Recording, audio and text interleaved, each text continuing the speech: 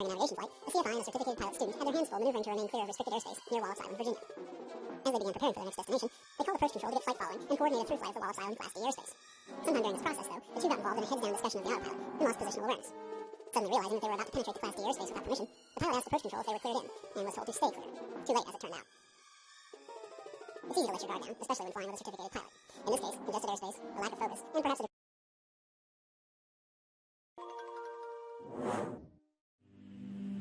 2 hours after departure, weather south of the Seneca's flight path has deteriorated. About 100 miles southeast, Huntington Airport is reporting winds from the northwest at 3 knots in 3/4 mile visibility. Light snow is falling under a 1,000-foot overcast. Meanwhile, 150 miles west of Huntington, at Louisville, Kentucky, snow is reported, with visibility varying between 2.5 and 4 miles. And 79 miles northeast of Huntington, at Parkersburg, West Virginia, light snow is falling in 4 miles visibility. System that prevailed overnight continued into the day, in spite of some scattered VFR areas. The good weather reported for Raleigh and the first half of the 500-mile route might have lulled the non-instrument-rated pilot into a false belief that VFR prevailed along the entire route that morning. Whatever the reason, he did not contact flight service as planned. A grave mistake considering the...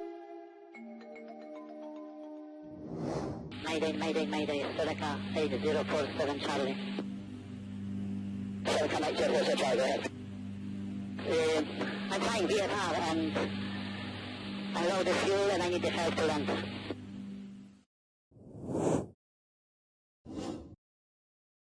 The pilot finally reached out for help, but by then, it was already too late.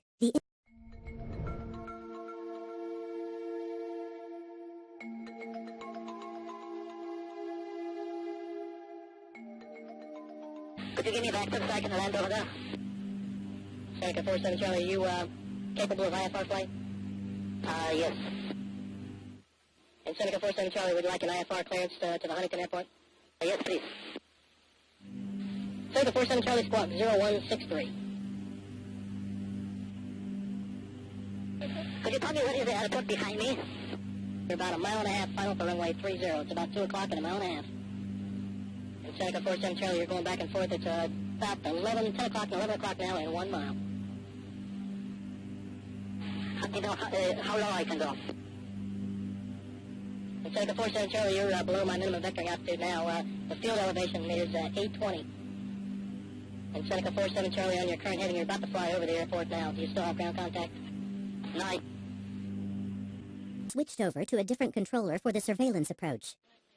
Seneca 47 Charlie, this is your Huntington final controller. How do you hear me? Yeah, I hear you. Seneca 47 Charlie, roger, I understand. This be vector to the surveillance, final approach course, runway 30. This be a no gyro approach. I just give you turns. The published minimum descent altitude, I give you momentarily. Seneca 47 Charlie, go wings level and hold one heading. Seneca 47 Charlie, and that heading 120, fly heading 120. Low altitude alert, check the altimeter 3006. 120, Seneca 47 Charlie. The controller attempts to keep the pilot on a heading and altitude, but the pilot has trouble complying. Huntington? Get approaches here. Could you give me back up to the airport? Roger. I'm going to turn you on about right now, 030. After numerous heading and altitude corrections, the controller attempts one final lineup of the Seneca for runway 30. Now descend your minimum descent altitude. The published minimum descent altitude is 1300. Maintain at least 1,300 or above. 1,300. Do not descend below 1,300. 1,300. Slightly left, of course, going the wrong way. Heading is 300. Climb to where you have VFR contact with the ground. I see your altitude indicates you're climbing. The contact is lost. Seneca 47 Charlie, Huntington approach in the bind. If you hear me, climb immediately. Climb and maintain at least 2,500. Seneca 47 Charlie, if you hear me, Christian 47 Charlie, if you hear me, please respond. TSB offered these sobering facts in their preliminary investigation. On January 30th, 2009, at 1336 Eastern Standard Time, a Piper PA-34-200 Turbo, November 8047 Charlie, was destroyed when it struck high-tension power lines and collided with terrain while maneuvering for landing at the Huntington Tri-State Airport. The certificate... Unfortunately, no amount of analysis can change the outcome of this accident. But even though few of us would think of launching on a 500-mile VFR cross-country over mountains without a pre-flight briefing or a check of the weather en route, We can still take important lessons from this tragedy.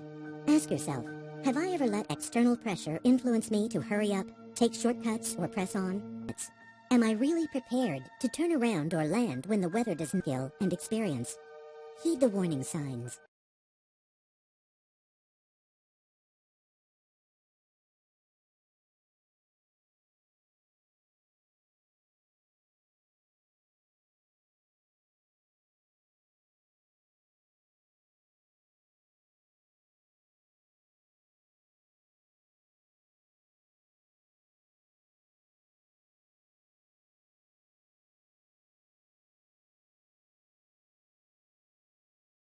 Re-examine the CFI qualifications or to suspend the CFI certificate for a number of days.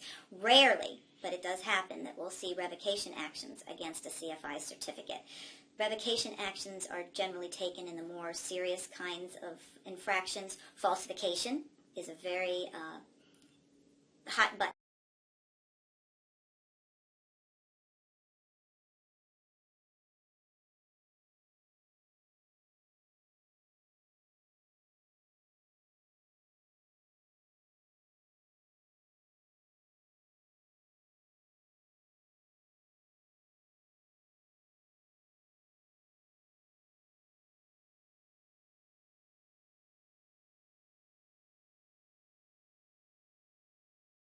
The CFI is that the FAA will focus on what was the training that was conducted by the CFI. How was that training conducted? How in-depth was it?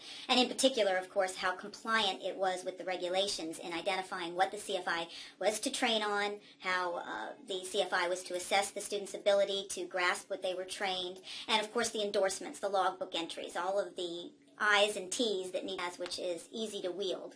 And the FAA can ask for a re-examination of the CFI rather easily.